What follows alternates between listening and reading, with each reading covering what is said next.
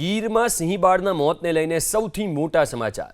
સિંહબાળના મોતની પ્રધાનમંત્રી કાર્યાલયે નોંધ લીધી છે।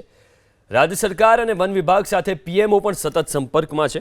બાળસિંહના મોતને લઈને વનમંત્રી અર્જુન મોઢવાડિયા એક્સક્લુઝિવ શંકાસ્પદ લક્ષણવાળા સિંહ બાળના બ્લડ સેમ્પલ લેવાયા હોવાની વાત વનમંત્રીએ કરી છે। સાથે કહ્યું કે Gujarat biotechnology research centre analysis કરશે।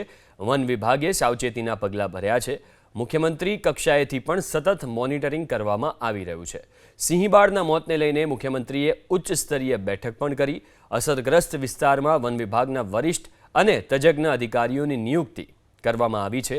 સિંહબાળના મોતને લઈને વેટરનરી ડોક્ટરની ટીમ પણ તૈનાત છે। પરિસ્થિતિ પર રાજ્ય સરકારની સતત નજર હોવાની વાત અર્જુન મોઢવાડિયાએ કરી।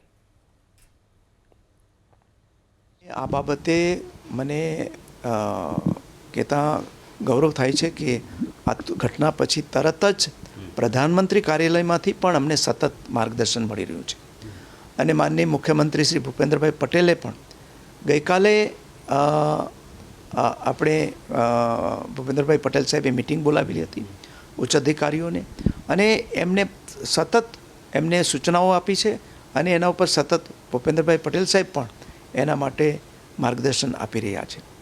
અને જે રીતે ગુજરાતની અંદર આપણે સિંહ સંવર્ધનની અંદર જે કામ કર્યું છે એની આપણી આંતરરાષ્ટ્રીય શાખ એને કારણે બની છે।